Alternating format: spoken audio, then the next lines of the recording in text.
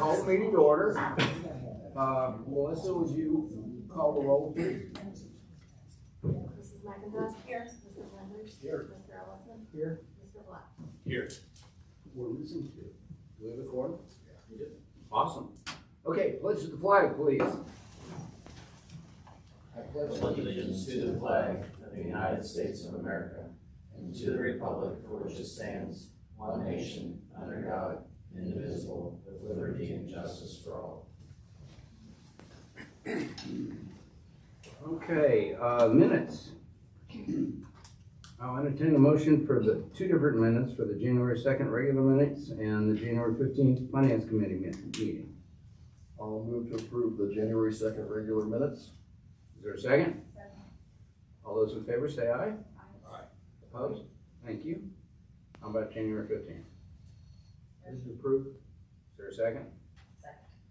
All those in favor say aye. Aye. Opposed? Good. Okay, visitors communication. The first thing I have is here is, wait.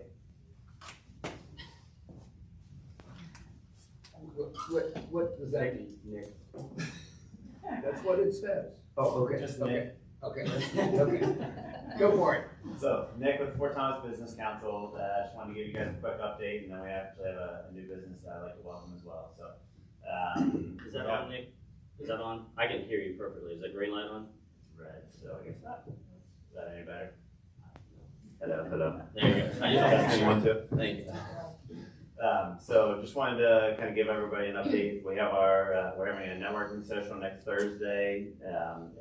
Ironically, the new business that I'm going to be introducing, so we're really excited about that.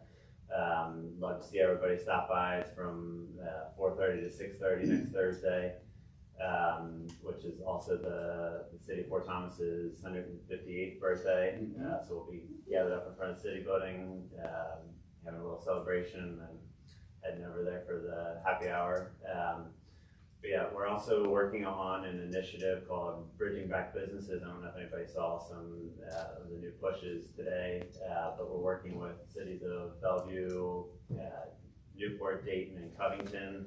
Now that the bridge is back open, trying to get people from across the river back over into our businesses. So lots of exciting stuff coming on that. I'm sure you'll be seeing all kinds of stuff. But I'll go ahead and introduce Kevin Anderson. He's our newest business in town that we had a ribbon cutting for. If you want to go ahead and come on up. He's right over by Tickle Pickle, and I'll let him give a little spiel about himself. Excellent. Thanks, Nick. Hi, my name is Kevin Anderson. I am the owner of K. Anderson Jewelers at 97 North Fort Thomas Avenue. I am a 13-year Army veteran, 2 deployments. I started as a wholesale jeweler, buying for large companies 14 years ago, in and out of my reserve status. I transferred to becoming a diamond setter about 9 years ago, where I was one of the most accomplished diamond setters under 30 on the East Coast, recognized twice for that. After that, I started a 6-year apprenticeship as a goldsmith, where I learned to hand fabricate rings, and that eventually turned into what I am now, which is a wholesale and retail storefront. As of the 15th of January, we do 16 jewelry stores locally. We do all of their work. So most of the time you walk into a jewelry store, they send that work out, that comes to me. And with the space that we're allotted here in Fort Thomas, we now have 5 showcases. 100% of the product we make in-house, with the exception of our estate collections. So that all comes from stuff we buy, as well as stuff that we sell for people on consignment. We do 100% of our repairs on site, so when you come into the store, you get to deal with myself. You may catch my apprentice Nick every now and then when he's in from Arizona. We can explain exactly what you need done, rebuild things, repair things, resize things. Typically 7 to 14 days, depending on our capacity. You do appraisals too? Yeah, I do appraisals. I am a gemologist. I'm actually a practicing gemologist. I keep pretty up to date on that. Tests, quiz, books every year. That is awesome. You got a wonderful background, and thank you for sharing it with us. And so you're going to have this event next Thursday. It's going to be at your place. Yeah, correct. Yeah. Oh, that's going to be awesome. And what time is that? 4:30? 4:30 to 6:30, and we're going to have food and drinks from Tickle Pickle next door. So Excellent. Is this your first storefront? This is my first storefront. Oh, well, congratulations. That is quite an impressive background you have there. How you Yeah. started to get it done. So. Yeah, it was an absolute accident. I never planned on having a storefront, but the space allowed it, so why not? It sounds like you need to showcase some of your talents. You've been working hard at Yeah, absolutely. Check out our social media. I post things on there that I make all the time, and things that we restore and repair. I spent a good portion of my 6-year goldsmithing apprentice learning how to restore antiques. Oh, cool. So that's something that's really, really important that gets botched a lot in a lot of stores. Excellent, excellent. Well, thanks for coming out. Thank you. Appreciate it.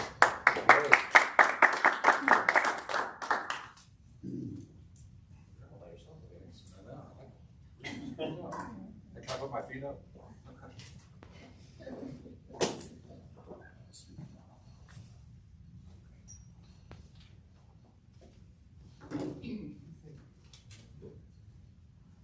Sharon McKnight.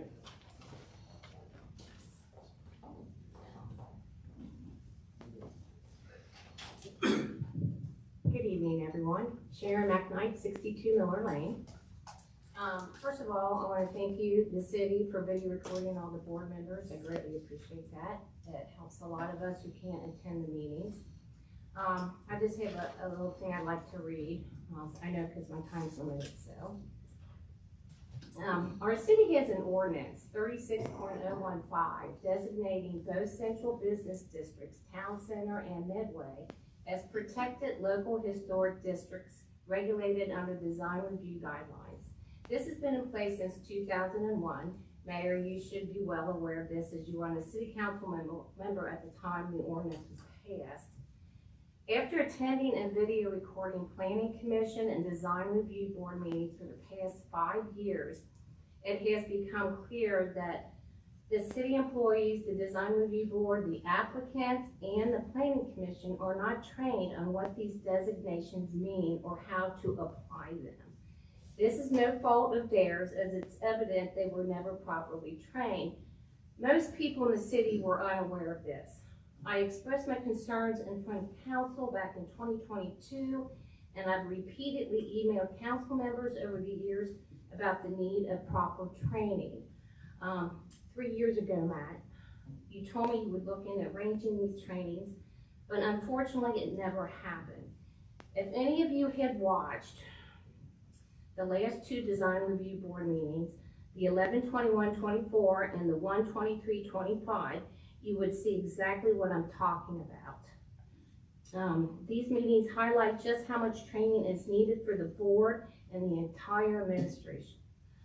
This lack of training is not only a disservice to applicants, but to the entire community. We are supposed to trust our administration, these boards, to make informed decisions on our behalf when it comes to the design review guidelines, which are in place to protect our local historic districts. Unfortunately, the community has been misled by the lack of proper training, and the historic charm and character of our town are slowly slipping away as a result. For the past 24 years, the importance of the local historic designation has been neglected. It's essential that all city employees, businesses, residents in these local historic districts, and board members are properly trained and informed about the significance of these designations.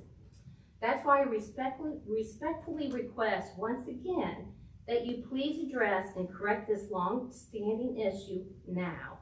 And all decisions regarding these properties and these protected areas should not be made without this necessary training. Please contact Wes Cunningham or Beth Johnson for assistance on this. The community deserves much better than this. Thank you very much.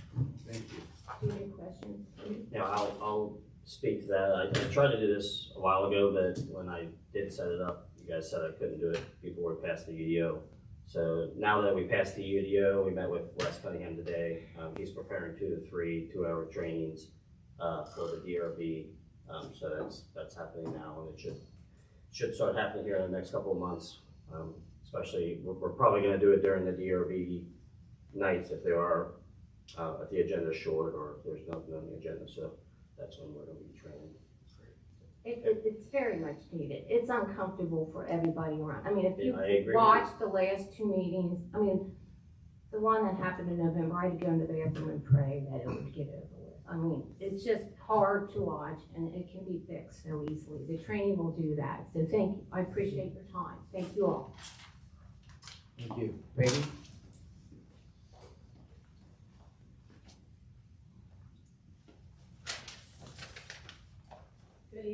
everybody. Peggy Maggio, 37 South Shaw Lane. Matt, if I could just take a minute to button up what Sharon was just saying. In these meetings, Sam Shelton and Kevin Barbian serve as subject matter experts in a lot of disputes. Are they going to be trained? Yes. Okay. And when do you plan on doing that? We just met with him today. We just met with Wes today, so he's putting together 2 to 3 2-hour classes, what he's expecting. And So, it should happen city staff will be part of those meetings? Yes. Perfect, thanks so much. Not all the city staff, like she said, all the employees, we don't need all of them, but yes, the ones that need. Sam and Kevin will be part of that, Yes. or whoever else would go and serve Whoever as a needs subject to matter. be a part of it, yes. Thank they will you. be a part of it. Well, and I'm here to talk tonight about buttoning up some of the issues that came up during the discussion over the years of the UDO. As you know, we kept going down lots of different rabbit trails. It seemed like almost every month something else came up and took focus sometimes away from what we were trying to do. But I'm here tonight to talk about some of those issues that we need to button up. One of them being training, so Matt, thank you very much for following up on that. But I'm here tonight to talk about the comprehensive plan. And as you know, I talked ad infinitum over the years about the deficiencies in the comprehensive plan and why it needs to be revised. Some of those being that there's internal inconsistencies within the plan itself. We got a plan that calls for the business district's increased density. And in the addendum, we have a survey that says that the citizens want just the opposite. We also have the problem that the process to put together the comprehensive plan, while expensive, was in a lot of ways not effectively communicated. When I attended my first planning commission meeting back in September of 2022, Elisa Duffy Rogers was basing a lot of her recommendations on the comprehensive plan. Neither myself nor any of the people I talked to that night even knew there was a comprehensive plan, much less what a comprehensive plan was. And in those years and ensuing years, I never met one person who knew what the comprehensive plan was, or even what it is, or how it's required, or what should be in it. So I think we're at a crossroads right now that the UDO is passed, and Matt, you and I have spoken over the years that once that was passed, we would look at revising the zoning portion. I don't know about the other portions, but the zoning portion of the comprehensive plan. So I'm here tonight to find out what the process that will be, both the timing and the actual process itself. I have a meeting next Tuesday at 1 p.m. to discuss that And who would that meeting be with? with staff and CT consultants, or whatever their new name is. So when I talked to you before, Matt, you told me you were not going to use CT consultants to go. Most likely no. You're not going to use But CT they are going to consultants. help me set up a plan on something that we can bid out if necessary. So the process will include citizens? Yes. So Matt, as you know, I don't know, it was 2 years ago now, I was on vacation. I heard that my name was mentioned at both Planning Commission and here in City Council that I would be working on the comprehensive plan. And to that end, I put together an 18-page document that I condensed into an 11-page document that I think I gave to everybody, because I think that we could possibly easily revise the zoning portion by doing some deletions. So I had 11 pages of suggested deletions that we could just get rid of it, make it pretty easy that way. But I appreciate if you want to do a more intense process. I am not going to be recommending to council that we do a complete overhaul like we did 5 years ago. Well, I will be If you can send me that back to me, I will be if you glad take a to. look at it again Yeah. and see if there's any revisions, I absolutely would take your input for that.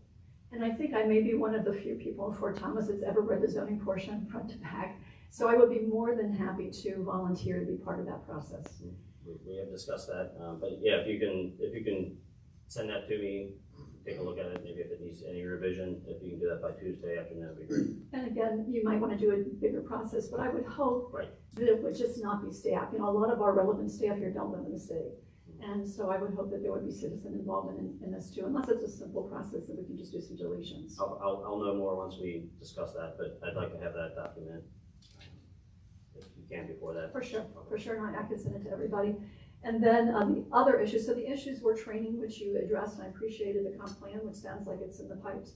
The last one is our central business district. You know, I started on the UDO effort to keep our central business district right here, I'm talking about right here in city building area, Board of Education area, what it's always been, you know, quaint and small and walkable, and kids can walk to school. We've talked about this over and over again. Another piece of that would be to bring the district onto the National Historic Register. So right now, our central business districts here in the Midway, and I don't even know after the UDO, but maybe we have more, are protected local historic districts. And we talked before, that means that our locality, our city, can make design review guidelines as to what or what not can go into the central business districts that we have. The other designation is the federally, oh my gosh, I'm trying to think of the names. The National Historic District, there's a fancy name for it, but it's not really coming to me right now. That is an honor, as we talked before, it doesn't protect, it honors. So how could that help us if we brought our central business district into the National Historic Register? Two ways. First of all, it would help us maintain our culture as the city that we are. You know, the traditional city where we have for generations and generations that started as a bedroom community from Cincinnati that grew up around the fort. So that would be an honor on the National Historic Register if we brought the district on. The second thing is I've been told that that would open up tax credits for anybody who's in the district. So to get so there's apparently tax credits to rehab houses, to make them pretty. Maybe our 5 houses across the street here can be made pretty. Our businesses be brought up to snuff, the buildings. There's tax credits and there's grants available for that. But to get those grants, from what I've been told, if I'm understanding correctly, it would be the property has to be both on the National Register as well as a locally protected district. I've talked to historic preservationists about this, and it looks like it'd be about $10,000 to $15,000 to bring the district into the National Historic Register. So I would ask you, council people, and Mayor Haas, I know Mayor Haas, that part of your legacy will be how our town, goes into the future. And I would ask you, as the Midway is already on the Federal Historic Register, that you consider putting out the $10,000 to $15,000 to bring our central business district as a district into the National Historic Register. Again, it won't constrain us in any way. It'll be a nice honor for our town. It will contribute to the legacy of our town, and it can help our owners of properties in the central business district here to get money. So I would just ask you to consider that. I'll check back with you in a couple of months, and we'll get all the issues with the UDO budget. Thanks so much. Thank you. Thank you. Amy?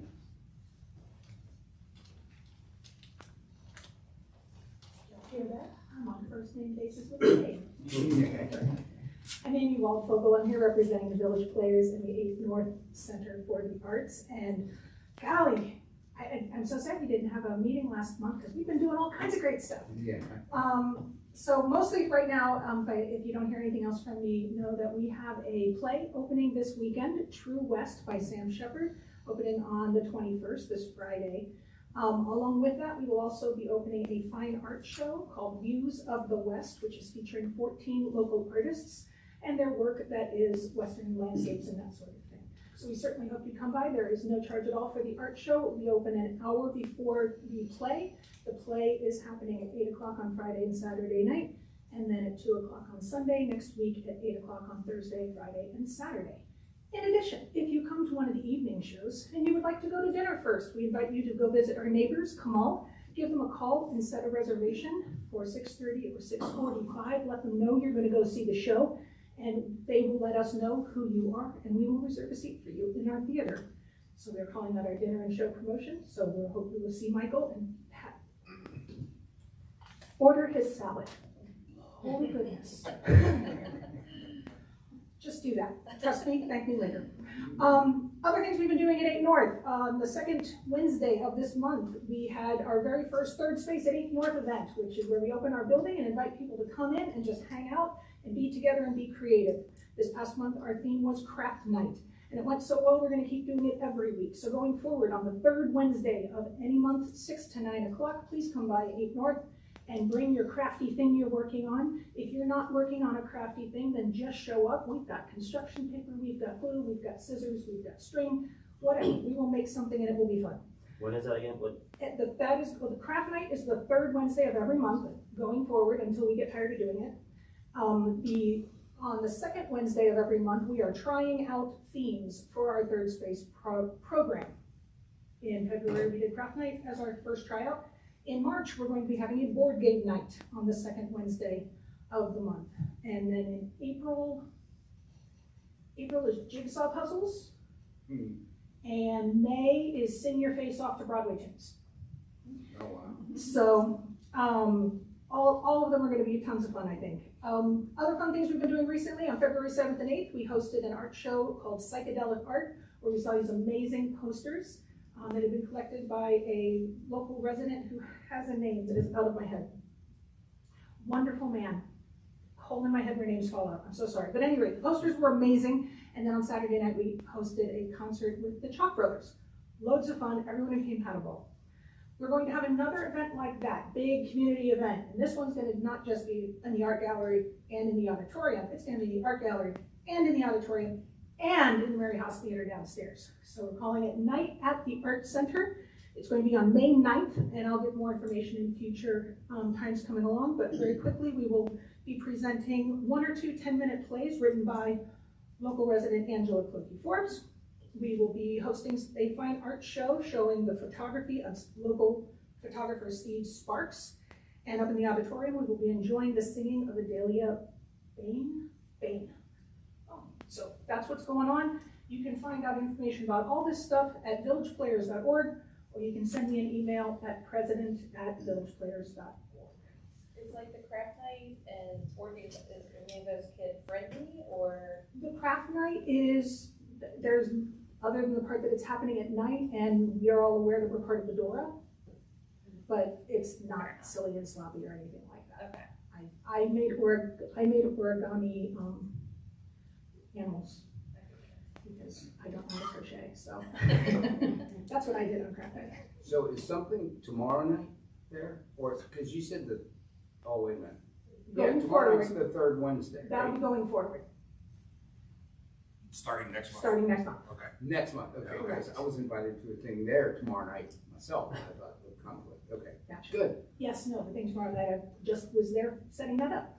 awesome, I'm looking forward to that. This is excellent, I love everything that's going on, you guys are doing a great job. We're trying to. Super, that's really good, congratulations and thanks for sharing, thanks for Thank you, coming to do that each month, that's helpful. Okay, we are moving on to the reports of officers. How about a fire department report, Chief? I can give a fire department report. Okay. Part of my throat is coming off with it getting sick and everything, so Oh, I wow. sound pretty bad, but I feel okay, so. Good. So we still have a few more weeks of winter left. Over the past month, our guys have responded about 3 or 4 fires, all with dealing with overloaded electrical circuits. It could be with heaters or stuff like that. Just check your homes, make sure you're not overloading anything. Just keep mindful watch on that. It's a bad time of year. Anytime it's a bad time to have a fire, but in this kind of temperatures and stuff, it's even worse. So that's all I've got. Answer any questions for the report. Entertained motion. All those in favor say aye. Great, thanks. All right, police department report. Thanks, Mayor. I just had a couple things to add to the monthly report. First is our dispatch center down in Newport has some new leadership. They're trying to do a lot of updating and fixing things. One thing that they have on the website that's for anyone that owns a business is a key holder registry. This would be if you have a business and you want our center to have your phone number, something bad happens in the middle of the night, they can get hold of you or whoever you designate. It's a really good resource and they made it very convenient. It's just a uniform file right there. I lost my mic. Have that good solution. I love this technology. Both of these were. This is great. Sorry about that. It's a good thing to have. Something bad happens at 2 o'clock in the morning, you do want our dispatch center, our police, our firefighters to be able to get a hold of you if something's going wrong. So it's pretty easy on their website under the resources tab. Second, our newest recruit, Jack Fields, has graduated from the police academy as of February 6th. He's in his 2nd week of in-house training and he's doing great. We're happy to have him. So if you see a new face out there in the evening, 1 p.m. to 11 p.m., that's Jack. Wish him well on his in-house training. It's 14 weeks long. And then lastly, since our last meeting, we've had 2 rounds of pretty bad snow and ice. January 6th was very significant with what we had on that Sunday. And this past weekend, we had ice as well. Overall, we had very, very few accidents. Just a couple cars run off the road, but nothing major at all. Given the amount that we had, it was everything went very smoothly. So I just want everyone to know that Public Works is out there doing a great job. They're all very experienced and they know how to do it. very good. That was all. Sorry, I think you cut out. How do you register for it? You go down to? No, on the website. So I can give you the acronym, but it's all letters that sound the same. Campbell County Consolidated Dispatch Center, Okay. their website. Yeah. cccdcky.org. But yeah, hit the resources tab, there's a bunch of stuff there. And it's called Business Key Holder Registry. I want to follow up on the Public Works.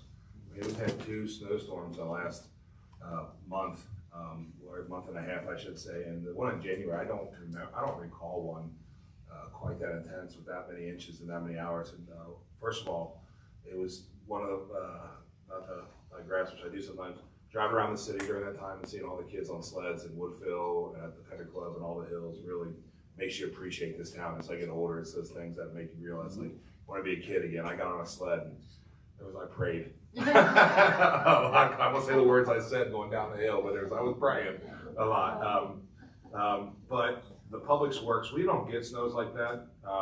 You can't be prepared for things like that. You can do as best you can. I think they did an amazing job. You'd have to have a truck on every street every minute to keep up with that. And I think they did a good job of keeping the main roads and everything safe. And by the time that had slowed down, I think we were pretty caught up. And they deserve a lot of credit because that's 24/7. They're working overtime. They're getting it done. Plus trying to take care of the city on top of it. I don't think people understand that. It's not, you can't be completely prepared for that, but they handle it really well, I think. So, in my opinion.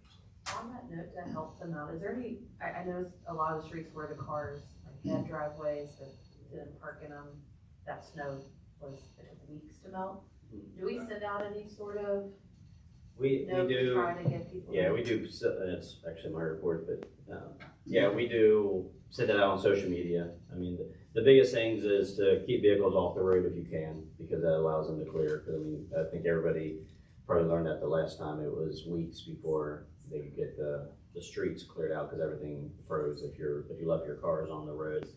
So trying to get them in the driveways if possible, and also especially the cul-de-sacs, because if you don't clear, and our guys are great, if you don't clear it, they'll back into the cul-de-sac and spray as far as they can with salt, and then they leave. I mean, we're not gonna take a chance. We already have a couple accidents in the event of hitting mirrors and stuff. It's challenging to have snow blades, but if you're making it that difficult, they just can only do what they can do. So, especially the cul-de-sacs, if you complain about someone's cul-de-sac not being done, it's because the cars are parked there. So the alternative is to, put no parking in all cul-de-sacs throughout the city. So I think we're fine the way we are, but it's just one of those things. If you live in a cul-de-sac, try to clear those roads or the cars out of it so plows can get a good working with that. But yeah, we have snow in the forecast for the next 2 days, so this is the time if you have a driveway long enough or the ability to get vehicles off the road, please do that. So that second swipe that the plows are coming through can make sure we focus on the parking as well as the drive-through. Yeah, and to all the 4 people who are listening, Lauren, Josh, and Kevin, anybody can remind people too, if you have a long driveway and you have someone come plow it, please be mindful where you put that snow, because our trucks will go by and then just push that snow in front of your neighbor's house, and that's twice as much snow in front of their driveway that it becomes a dam for them. I mean, not that it's almost impossible, but you do have, we have some long driveways here that does happen. But this was crazy because it snowed, then it rained, then it froze, and then it was cold for a significant amount of time afterwards, which is unusual for us. I mean, it's weird having snow on the ground. I see kids sled ride because they were burnt out from so much snow here. Usually they jump on it for a while, but yeah. Okay, I'll entertain a motion for the approval of the police report. Move to approve. Is there a second? Second. All those in favor say aye. Aye. Okay, city administrator's report. Thank you, Mayor. As we talked about the committee meeting prior to this meeting, the 25 street program, we'll have that reported here later in the committees, but that has been completed, the plan, and we're ready to bid that out once council approves that. We are starting to work on the 25-26 budget here in the next few months. Route 8, during this snow and rain, we did have a slide this weekend that was cleared out by the state, but it's definitely gonna need more work. So it was an area that was not soil milled to the hillside, but it's definitely something that it's gonna need to be addressed. If anybody receives any calls on that, we're aware. And we actually just reported to the state a month or so ago, there's about 6 areas that are starting to slide a little bit, just to give them a heads up on what we're seeing down there. We had 2 bids go out last week. One was for the tennis courts, the path to the tennis courts, and then the surrounding trail. So that went out last week. Just got 2 more weeks out for bid. And then we also sent out the Midway streetscape last week, and that'll be out for 4 weeks. I believe council approved money for the tennis courts. If it comes in under that, we'll move forward with that. And in Midway, I did not ask for money just because I wanted to present that to council, because we had a couple alternate bids there as well. The tennis courts, we also did alternate bids because council was interested in doing a staircase down to the lower courts. So I did throw that in as an alternate bid. Path and a staircase, right? Path and a staircase. So if that does go over what council approves, and we think it does seem like it's a good idea, I'll bring that back to council as well. So be looking for that in March, that probably both those bids will come back.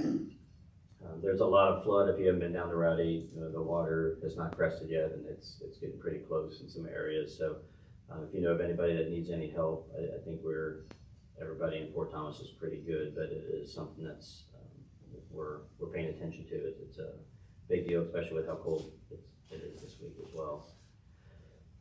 Legislation, we have the first 2 ordinances are essentially cleanup from the UDO, passing just terms and things of that nature. We did talk to Wes today about updating, making some suggested updates to the DRB ordinance. So that's something we'll probably take a look at here in the next couple months, just to let everybody know, to try to get his take on that now that the UDO is over, so he can kind of take a look at that and see if there's any issues that we can address now. We do have a franchise agreement that I sent out a week or 2 ago. That's the MCI renewal, and essentially what that is, it's minimal revenue. We get tower. It's not that tower. No, this is just for MCI Metro to be able to put things in our right of ways. And what it does essentially is just to make sure that they follow our rules. So it's not a franchise to really make money. It's just to be able to hold them accountable when they do put infrastructure in the right of ways. So that's an automatic 5-year renewal with council's vote. So that's not something that we have to do a full franchise agreement, but that is in there for first reading. I believe it needs to be an ordinance. A week or 2 ago, I sent out a resolution opposing the central collection. That's one thing that the state legislators have been talking about. And what they're talking about is all occupational taxing to go through the state as opposed to being collected locally. I sent an email out to council just explaining why that is not a good idea. And if it is something that we need to do in the future, the state needs to really take a look at how they're going to do it, because it's not really a full plan right now. I'm not saying it couldn't happen in the future, but right now they just don't have a good plan to where our businesses aren't going to be paying a lot more, and all these things. They really just don't have a lot of solutions, in my opinion. And I shared that with council, so I think it's important that we follow suit with many other cities in Northern Kentucky to file a resolution, so I can send that down and let our legislators know that we're opposed to the central collection of occupational. The last thing was very late. It came on Friday. Let's see here. Senator Funky Fremeyer and Rep. Lehman, thank you, Matt Lehman. They were both working to designate a portion of US 27 from Alma Street in Alexandria Park that goes through Fort Thomas, Southgate, and Newport, and designate that as the Patrick Crowley Memorial Parkway. As everybody knows, Pat Crowley passed away a month or so ago unexpectedly. He has been a huge advocate for Northern Kentucky down in Frankfort. He's had a business in Newport, resident of Fort Thomas. He's just an all-around great guy. I can go on personally and professionally what I've spent with him. So this is a resolution just showing the support from Fort Thomas to rename that highway and dedicate it towards him. So I do apologize not sending it out earlier. We actually wrote it for Southgate Newport because our meeting came first, so we needed it. So we went ahead and wrote it and sent it to them. So if anybody's had any question about that, I do apologize being late, but the legislators are down there now and they wanted to try to get that out quickly. So that's why that was put in there without a ton of emails ahead of Yeah, time. Matt just called me yesterday to ask if we, and I said yes. He asked if I saw the email, and I said I saw about the second or third one, but I saw it. He said down in the state they're getting very careful about naming stuff from the state. They want to make sure that the local folks are in favor of it. So I think it's a great thing to have them do it that way. Yeah, and it's nice that they've done this so quickly for Pat, because okay, I won't speak. I think that's all I have, anyone's questions? I just want to follow up on the centralized collection of occupational taxes. This will lead me into something else too. I just happened to be down in Newport at their council meeting the other week. One of my friends was getting appointed by Motion to their assistant attorney who does all the boards there. And this was their topic on conversation. And you know, you had 5 to 6 members, and Tommy who was up there, and they spoke against this collection. You know, I mean, they did the same thing. And it was the first I had heard of it, and it was nice to see us jump on board. But coming back to that, I was wondering, now, they have, it made me think they have a second attorney that goes to all the board meetings. Tim, do you go to the board meetings? You do go to some of them, don't you? Just Some, but not all. Is it something that, if we're looking to strengthen our boards with proper language, is it something we want to consider having a second attorney, an assistant attorney, a city attorney to go to the boards, so we have someone there at all times knowledgeable of this? I don't know that we need it. I'm just saying they have it in Newport, and I don't know. I don't think we need that. Okay.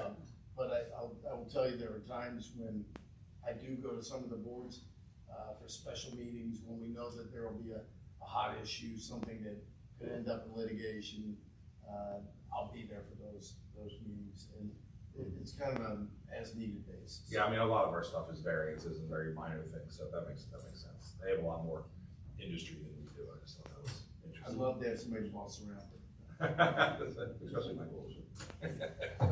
I would like to make comment on the occupational tax thing. It's probably been 15, maybe even longer, 15 years ago, maybe longer than that I worked with the Chamber Committee and with Phil Shepherdini in Newport and with Ken Recton, trying to come up with a way to simplify occupational tax between all the different cities.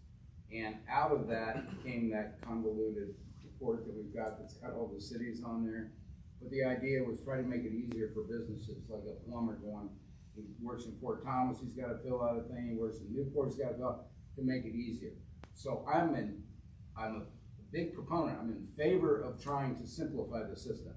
But when Matt called me and asked me about it, my answer is, no, I don't want the state collected because they don't have a better way to do it. If they had a better way to do it, that was computerized, that was easy, you could put in a credit card, you could list all the cities you were working in, it would automatically calculate it, and the money would immediately be deposited in our account, not the state's account, I'd be all there. But I know that's not there. So It's a local issue. And I know you said that we're glad we jumped on board, and I definitely don't just jump on board. I mean, I do. I didn't mean it like I know, that. I just want to make sure, we're not. before I bring it to council, I mean, I do make sure that these are, I mean, there's one that you and I talked about today that I'm not willing to jump on right now. right. So I definitely, even though KLC supports it, I don't just blanketly send it to you guys. I mean, I did research, even on this one, because I dealt with this at my last city too, trying to do what you're saying is Right. getting all these cities together, and it's very challenging. And when the state does have something better, we'll do it. But I thoroughly research these before I do send them to you guys, because I don't want our name to be on anything that's not really good. So there is another one that KLC's pushing right now, and I still have a lot of research to do. Yeah, 110. I definitely have initial mixed feelings. So once I finish that research this week, I'll probably send something out to council just so you know my view. Again, you don't have to agree with me. If you want to put it as a resolution, I'm all about doing that if that's what council You wants. mean But just I'm always those going to give based on you. the collection, or like more specifically, like I believe Fort Thomas are we the only city that doesn't have a limit to the tax? We're talking two different things now. Yeah. Are you still talking about the occupational tax? Yes. Okay. He was talking about something. We're not what kind of limit are you speaking about? Well, there's no limit. Like most cities in Campbell County have a limit that the tax can't go over. That's because most of them are gross receipts and we're net profits. But still, That's a if big you difference. if you look at the back and I actually did it on a spreadsheet I can send to everybody. And it just shows that, how much money you make. If you, for example, are in Fort Thomas and you want to sell your business, you're taxed, Yeah, blown out of the water. That's compared different. to That's a everybody else in different issue, Campbell County. yes. That's not the same as the operating net profits, but yes, that is a problem. And I guess, I just know because it happened to me. So it can be a huge tax bill, but where, does Fort Thomas need to have no limit? Can't we add a limit? Yeah, and we can discuss that if you want to, you and I want to meet and we can show you exactly what you're talking about. A couple years ago with another business. Right. And if you separate out the idea of selling the business and just go for operations, a net profit tax is inherently more fair than a gross receipts tax. But you get in these quirks like this where somebody's trying to sell business and that's what throws it off. So there may be a way, and we discussed some ways that we might be able to deal with that, to try to fix that loophole. Other than just put a limit on, there may be another way to deal with that. But that might be the answer too. Yeah, that's good. All right, where are we? We are down to Public Works Committee report. All right, well, we just had at 6:15 today, we all met the Public Works to go over the street program for this year. We discussed the dynamics of the program, and how it's changed over the last couple of years, where we no longer individually assess each parcel for the street. And last year, according to Kevin and Matt, everything went swimmingly. We still had a lot of feedback from the community on what needed to be done, and not a lot of complaints. So I think we made a good decision moving forward on how we handle that from now on.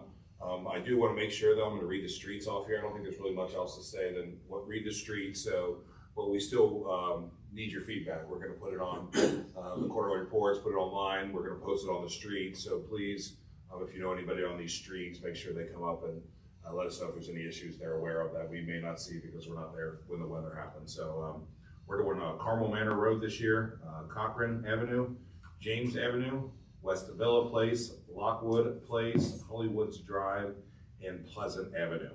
So if you know anyone that is on those streets, or you live on those streets, please don't hesitate to reach out to Kevin, Sam, Matt, any one of us on council, as a matter of fact, and we can pass the word along. So we'd love to hear what you have to say, because we are not down there that often, so I appreciate that. But the program seems to be working great. We're getting a lot of streets done, and we may add to it if the numbers come in better.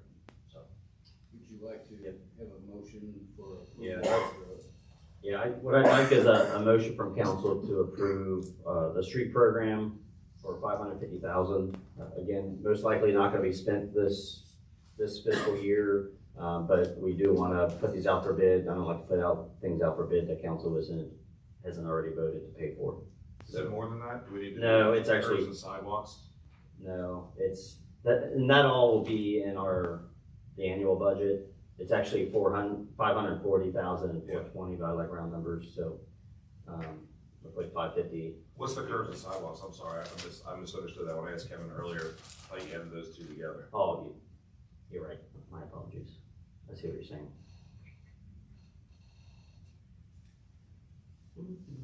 Is that what we should do? Yeah. Again, it's going to be Or in the just say it, final. just say it. You're right. It's going to be. You're right. On this one, Adam. You are. 833. Let's do that. Wow. I mean, I sleep tonight. I'm gonna replay that in my head. I'm sure the video glitched, didn't it? I knew it. The button underneath there. If I can get a motion. You're right, Adam. It's back on. 833,000. So we can bid out the street program for this year. Move to approve. Is there a second? Second. Okay. A roll call vote, please. Mrs. McIntosh? Aye. Mr. Henry? Aye. Mr. Ellison? Aye. Mr. Black? All right. Thank you. All right, great, thanks. I don't believe we have old business or new business. I'd like to discuss one thing real quick here, because they brought up the comp plan. I'd like to talk about that real quick. Peggy made some good points. I brought this up before. I went in front of planning and zoning and talked about this. I know that we do the comp plan every 5 years. And Tim, please help me out on this.